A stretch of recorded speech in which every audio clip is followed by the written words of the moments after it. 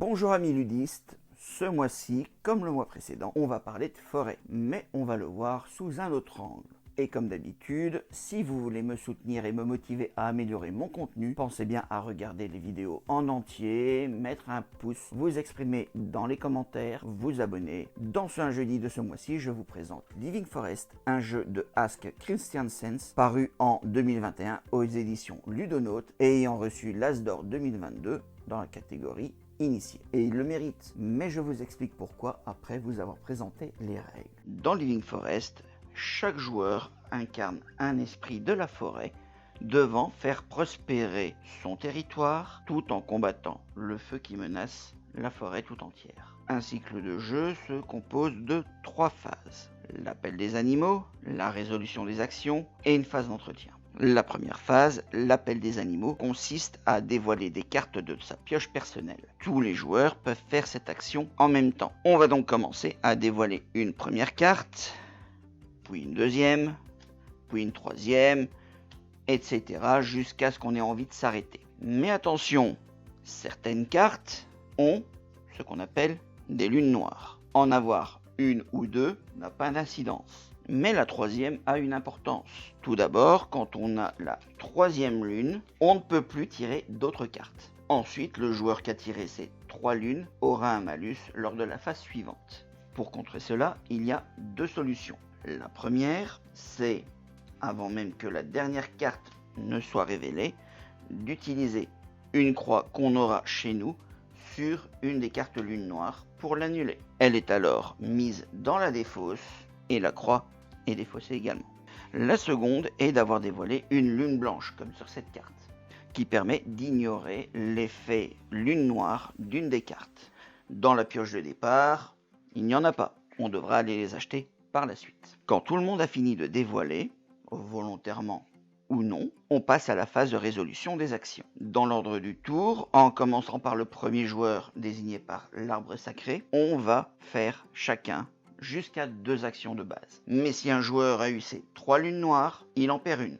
Prenons le cas de base, j'ai 2 actions à faire, je dois choisir 2 actions différentes parmi les 4 disponibles. Nous avons d'abord l'action soleil. On additionne les points soleil que nous avons sur les cartes et on ajoute les bonus qu'on aura plus tard pendant la partie. Cela nous donne un total que nous pouvons utiliser pour recruter de nouveaux animaux.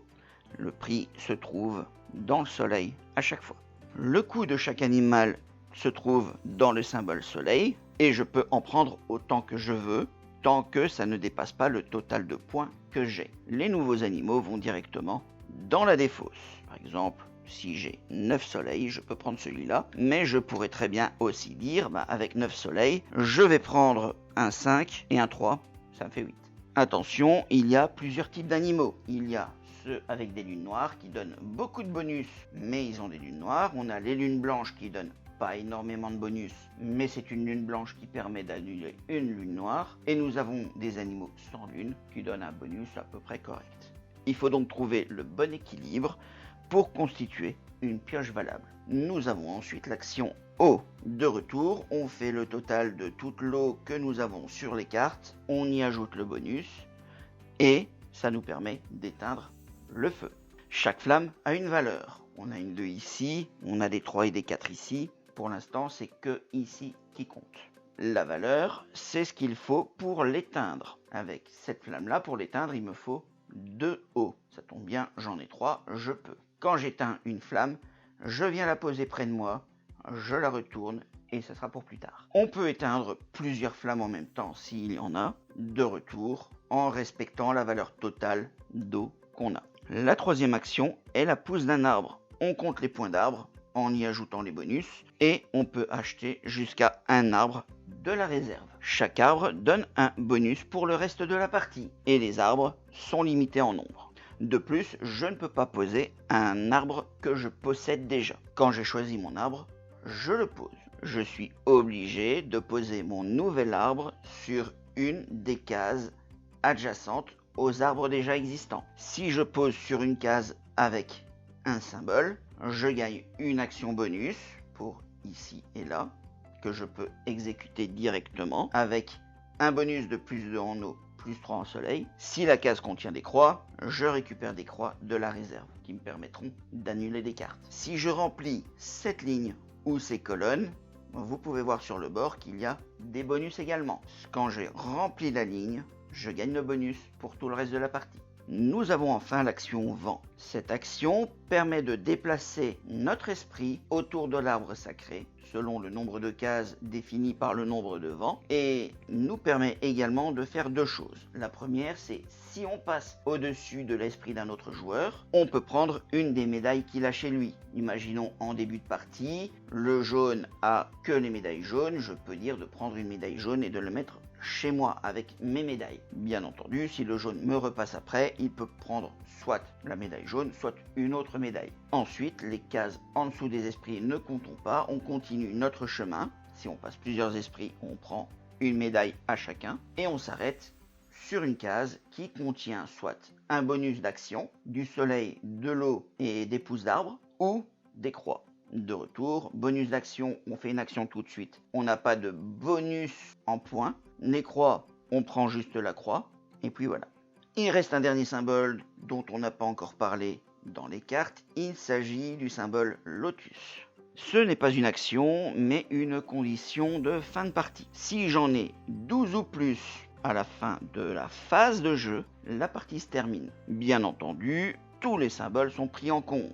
Les symboles sur les cartes, les symboles bonus sur les bords ou sur les arbres, et également les symboles sur les médailles. La deuxième condition possible pour finir la partie est d'avoir 12 flammes devant soi, qu'il s'agisse de vraies flammes ou de médailles. La valeur de la flamme ne compte pas, c'est juste une flamme. Et la dernière condition est d'avoir devant soi 12 arbres ou plus. Ceci, bien entendu, l'arbre de départ compte, les arbres qu'on a posés comptent, et le jeton premier joueur compte aussi. Sans oublier les médailles. Si aucune des trois conditions n'est remplie, on continue avec la phase de maintenance avant de recommencer un cycle. Tout d'abord, on fait le total des valeurs de flammes qui n'ont pas été éteintes. Là, il n'y en a plus.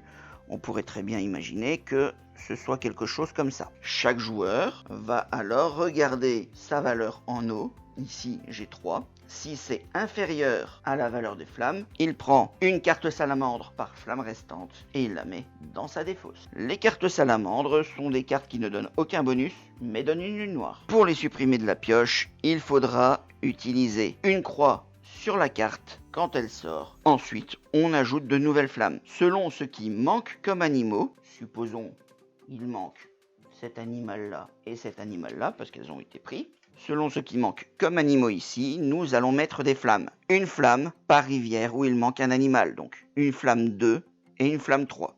Et si c'était ici, ce serait une flamme 4.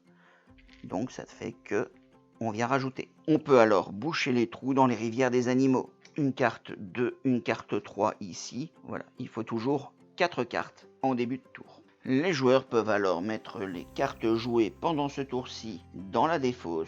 Ensuite, on passe le jeton premier joueur au suivant et on recommence un cycle. Le gagnant est celui qui a initié la fin de partie et en cas d'égalité, on regarde les valeurs des différentes conditions de victoire. Voilà pour les règles, mais alors, pourquoi mérite-t-il son as d'or et sa présentation ici?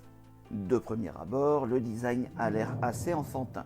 C'est en tout cas ce que je m'étais dit lorsque je l'ai vu pour la première fois à Essen. Mais ayant pu le tester là-bas, j'ai trouvé que les mécaniques étaient très intéressantes. Et c'est d'ailleurs pour cela que je l'ai acheté. Justement, en parlant de mécanique, la revisite du deck building marche très bien. Chaque carte apporte ses bonus et ses malus, et le stop ou encore donne un côté stratégique et calculatoire. Les actions ont toute leur utilité, et permettent souvent de faire des combos entre elles pour prendre de l'avance sur les autres. Il est donc utile de bien calculer quelles actions faire et dans quel ordre pour bénéficier d'un maximum de bonus. Les flammes rajoutent encore un peu de calcul dans la partie afin de savoir si on peut donner des salamandres à d'autres joueurs sans en prendre soi-même ou prendre plus de flammes que les autres pour gagner de l'avance. Et le vol de médailles permet des retournements de situation pendant les parties. Enfin, c'est un jeu qui dure une petite heure maximum, il peut donc sortir facilement. Bref, c'est un jeu que je conseille fortement, donc si vous avez l'occasion de jouer une partie, faites-le et n'hésitez pas de me faire un retour afin que je sache ce que vous en pensez. Sur ce, je vous laisse. Il faut que je prépare la vidéo du mois prochain, alors amusez-vous et à la prochaine.